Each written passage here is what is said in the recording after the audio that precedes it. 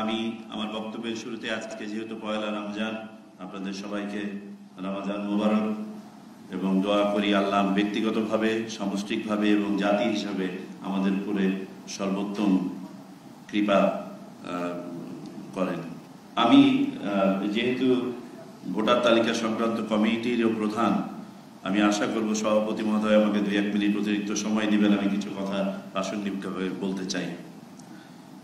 আজকের ভোটার দিবস বিভিন্নভাবে তাৎপর্যপূর্ণ এবং সম্ভবত এটার গণপত্তনের পর থেকে সবচেয়ে গুরুত্বপূর্ণ ভোটার দিবস।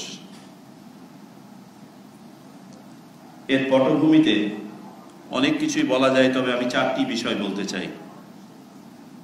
প্রথমত, পরিবর্তিত পরিস্থিতিতে বাংলাদেশে গণতন্ত্র উত্তরণের একটি বাস্তব সম্ভাবনা এবং পরিবেশ তৈরি হয়েছে। যখন আমরা আজকে জাতীয় ভোটার দিবস উদযাপন করছি, তখন ভঙ্গুর নির্বাচন ব্যবস্থা পুনরুদ্ধারের একটি সুযোগ তৈরি হয়েছে।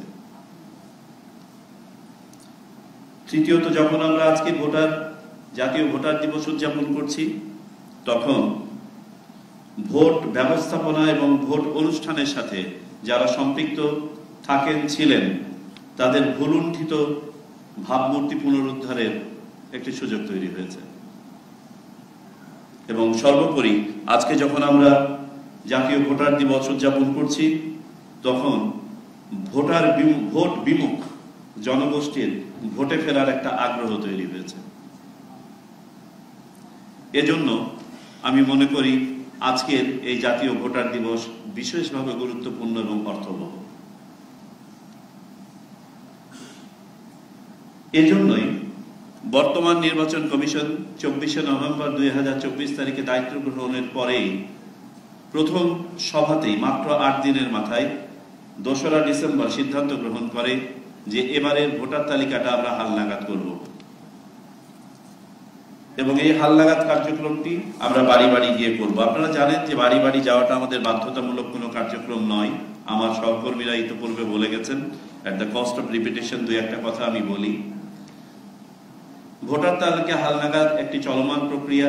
বছরের 365 দিন, দিনে 24 ঘন্টা ঘরে বসেই করতে পারা যায় এবং অনলাইনে করাটাই আমরা বেশি উৎসাহ দিয়ে থাকি, কারণ তাতে করে ভুল ভ্রান্তির পরিমাণ অনেক কম হয়। শুধুমাত্র বায়োমেট্রিক্স দেওয়ার জন্য যে দিন তাকে দেওয়া হয় অনলাইনে, সেই দিন গিয়ে নিকটস্থ অফিসে বায়োমেট্রিক্স দিলেই তিনি নথিভুক্ত হয়ে যান এবং জাতীয় পরিচয়পত্র পেয়ে যান।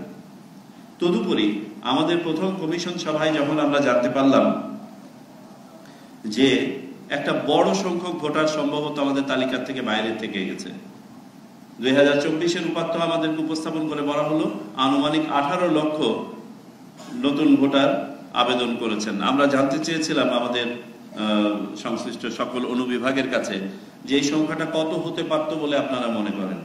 তারা বললেন এই সংখ্যাটা প্রায় 45 লক্ষ হতে পারত তাদের ধারণা। অর্থাৎ আমরা বুঝতে পারলাম 25 থেকে 27 লক্ষ ভোটার যারা ভোটার হওয়ার যোগ্য তারা বাইরে রয়ে গেছেন।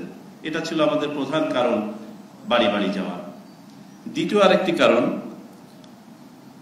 আমরা কমিশনে আসার পূর্বেই গত 15 বছর ধরেই শুনে আসছি যে ভুয়া ভোটার তালিকা সংক্রান্ত এক ধরনের মিথ বা বাস্তবতা বাইরে প্রচলিত ছিল। আমরাও এই কমিশন দায়িত্ব নেওয়ার পরে নিশ্চিত হতে চেয়েছি যে আমরা যে ভোটার তালিকা, যেটা আমাদের বেসিক র ম্যাটেরিয়াল ইনস্ট্রুমেন্ট, যেটা দিয়ে ভোট অনুষ্ঠান করব, সেটাকে কোনো মিথ বা কোনো ধরনের ভুয়া অভিযোগে অভিযুক্ত হতে আমরা দিব না। আমরা এটাকে পরিচ্ছন্ন করতে চাই। আমরা সন্তুষ্ট হতে চাই যে আমরা এটা যাচাই বাছাই করে নিয়েছি। সর্বোপরি আমাদের সামনে আমাদের সন্তান যারা বসে আছে আহত, তাদের প্রতি শ্রদ্ধা জ্ঞাপন করে আমাদের মনে হয়েছে আমাদের ইয়াং জনগোষ্ঠী, যাদের বয়স আর্লি 30s পর্যন্ত, প্রায় 33-34 বছর পর্যন্ত, যারা ভোটের স্বাদ পায় নাই, তাদেরকে সম্পৃক্ত করার জন্য, এবং আমাদের নারী জনগোষ্ঠী যারা ক্রমাগতভাবে দেখা যাচ্ছে ভোটার তালিকায় সংখ্যায় কমে আসছেন পুরুষের তুলনায়, তাদেরকে সম্পৃক্ত করার জন্য আমাদের বাড়িতে যাওয়া প্রয়োজন। এই উদ্দেশ্য হাতে নিয়ে আমরা বাড়ি বাড়ি যাওয়ার সিদ্ধান্ত গ্রহণ করি।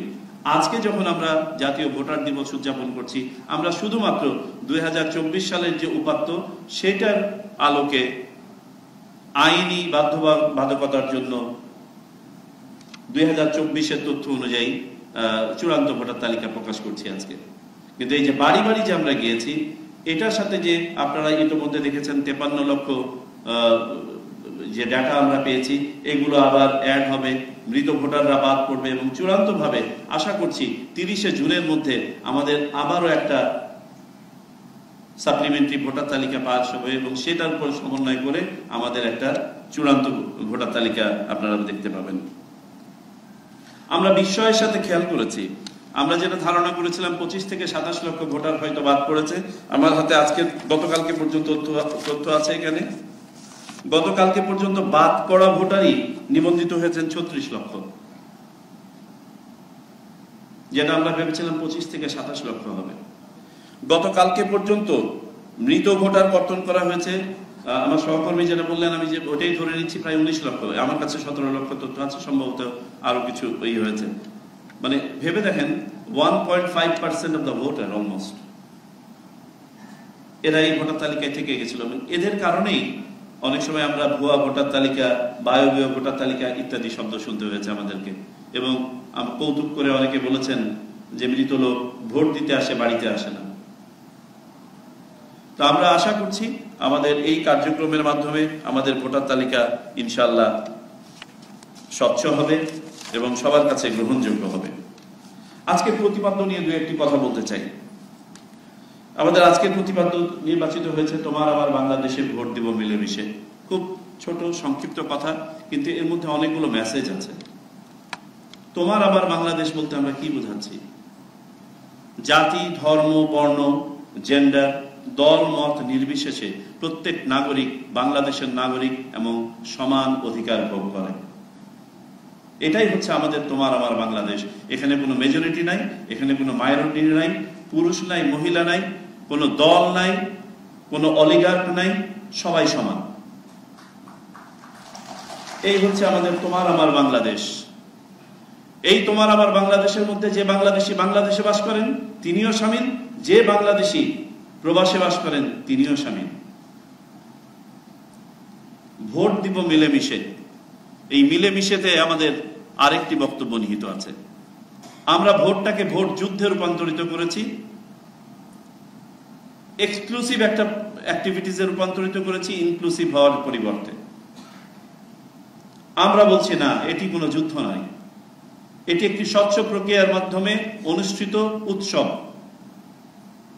মিলেমিশে ভোট দিব আমরা, আমি এবং আমার অপোনেন্ট মিলেমিশে ভোট দিব। বিজিত প্রার্থী বিজয়ী প্রার্থীকে এমব্রেস করে বলতে পারবে অভিনন্দন। আমরা রক্ত দেখতে চাই না, হানাহানি দেখতে চাই না, চুরি বাটপারি দেখতে চাই না, ছিনতাই, ব্যালট পেপার সরিয়ে নেওয়া ইত্যাদি দেখতে চাই না, রাতের বেলায় সিল মারা দেখতে চাই না, কোনো কর্তৃপক্ষের কোনো প্রভাব দেখতে চাই না। আমরা দেখতে চাই একটা স্বচ্ছ সুন্দর ভোট উৎসব। এটাই হচ্ছে মিলেমিশে ভোট। এই জন্যই আমরা এই বক্তব্যটিকে আপনাদের মাধ্যমে সবার কাছে ছড়িয়ে দিতে চাই। চলুন নতুন বাংলাদেশের যে সুযোগ সৃষ্টি হয়েছে সেই বাংলাদেশে আমরা মিলেমিশে ভোট দিই, আমাদের গণতন্ত্রের প্রকৃত উত্তরণ ঘটাই। সবশেষে, যেহেতু আমি শুরুতেই আমার এক্সটেন্ডেড পরিচিতিটা বলেছি যে আমি এই কমিটির সভাপতি, আমি দুই একটা মিথ একটু ক্লিয়ার করতে চাই। অনেকবার বলি, আজকের এই সুযোগটা গ্রহণ করছি। তারপরে অনেকখানে হয়তোবা আমাদের তথ্য সংগ্রহকারীরা পৌঁছাতে পারেন নাই, বা মানুষ ব্যস্ত ছিল, বাড়িতে ছিলেন না, অথবা কারো হাতে তার রিকোয়ার্ড কাগজপত্রগুলো ছিল না এবং ভোট কেন্দ্রে সেই সময় নিবন্ধিত হতে পারেন নাই। তাদের উদ্দেশ্যে বলছি, আমরা বারংবার যেমন বলছি, এটি একটি চলমান সেবা। দিনে 24 ঘন্টা, বছরে 365 দিন আপনি ঘরে বসেই নিবন্ধন করতে পারেন। দয়া করে নিবন্ধন সম্পন্ন করুন আপনার কাগজপত্র সম্পন্ন থাকলে। এবং এটি আমরা বেশি উৎসাহিত করছি। ভবিষ্যতে আমরা আর আদৌ বাড়ি বাড়ি যাবো কিনা এটা নিয়ে ভাবতে হবে, কারণ আমরা একটা ডিজিটাইজড ওয়ার্ল্ডে আছি। দ্বিতীয়ত হচ্ছে, বাড়ি বাড়ি যাওয়া তো শুধু বাড়ি বাড়ি যাওয়া না, এটার সাথে একটা খরচ ইনভলভ আছে। সো আমরা আপনার ভুলভ্রান্তিও কমাতে পারি, খরচও কমাতে পারি যদি আমরা নিজেরা দায়িত্ব নিয়ে আমাদের নিবন্ধন কার্যক্রমটা সম্পন্ন করি। দ্বিতীয় কথা, অনেকে মনে করেন আমাকে স্থানান্তরিত হতে হলে আবার বোধহয় ভোটার তালিকায় সামিল হতে হবে। জি না, আপনি জীবনে একবারই ভোটার তালিকায় সামিল হবেন। আপনার সেখানে যদি কোনো ভুল ভ্রান্তি থাকে সেটার জন্য সংশোধনী করবেন, আবার নতুন করে ভোটার তালিকায় সংযুক্ত হওয়ার কিছু নাই। স্থানান্তরিতর জন্য একটা ফর্ম আছে, ফর্ম 13 ফিল আপ করবেন, আপনি স্থানান্তরিত হয়ে যাবেন। আমাদের কাজের প্রয়োজনে, অপরাপর প্রয়োজনে আমাদের স্থানান্তর হয়েই থাকে প্রতিনিয়ত। এই দুটো জিনিস আমি সবাইকে বলতে চাই। আপনাদেরকে এই সুযোগটা নিয়ে আরো একটা তথ্য আমি জানাতে চাই। আমাদের কমিশন দায়িত্ব গ্রহণের পরে আমরা দেখলাম প্রায় 3,78,000 এনআইডি সংশোধনের আবেদন আমাদের কাছে পেন্ডিং। আমরা বলেছি এত আবেদন আমাদের কাছে পড়ে থাকা যাবে না। যদিও বা এখানে দেখা যাচ্ছে আপনাদের পত্রিকার রিপোর্ট অনুযায়ী প্রায় 60 থেকে 61% ব্যক্তি নাগরিকের নিজের ভুলে বা কোনো কোনো ক্ষেত্রে কেউ কেউ প্রতারণার আশ্রয় নিয়ে আবেদন করছেন। এটা সংখ্যাটা যদিও বা কম বাট উল্লেখযোগ্য। আমরা সিদ্ধান্ত নিয়েছি এই সংখ্যাটা আমরা ফেলে রাখবো না, দ্রুততম সময়ের মধ্যে নিষ্পন্ন করব। আমাদের 6টা ক্যাটাগরি আছে, 4টা ক্যাটাগরি, 2টা এক্সটেন্ডেড ক্যাটাগরি সহ 6টা ক্যাটাগরি অফ কারেকশন আছে। ক, ক1, খ, খ1, গ, ঘ। আমরা 5টি ক্যাটাগরিকে মাঠ পর্যায়ে ডেডিকেট করে দিয়েছি স্পেশাল ড্রাইভের অংশ হিসেবে, যে মাঠ পর্যায়ে সম্পন্ন করবেন আপনারা। ফলশ্রুতিতে গত 3 মাসে 80,000-এর বেশি আমরা আবেদন ইতিমধ্যে নিষ্পন্ন করেছি। এবং আমরা যখন এই কাজটি শুরু করেছি তখন মানুষের মাঝে আগ্রহ সৃষ্টি হয়েছে, আরো 2 লক্ষ নতুন আবেদন জমা হয়েছে। আমরা আশা করছি আমরা এগুলো নিষ্পন্ন করতে সার্থক হব, সমর্থ হব। এবং আমরা এটিও বলেছি যে যাদেরকে দেখে মনে হচ্ছে যে এটা সম্ভব নয়, উনি যে আবেদন করছেন বা এর মধ্যে প্রতারণা আছে, এটাকে আমরা ফেলে রাখবো না। আমরা এটা রিজেক্ট করে তার কাছে ফেরত দেব। সে যদি তার প্রয়োজনীয় কারেকশন করে আবার অ্যাপ্লাই করতে পারে, করবে, আবার তখনই করবে। আমরা এটা নিয়ে বসে থাকবো না। এই এত সংখ্যাটা দেখতেও ভালো দেখায় না।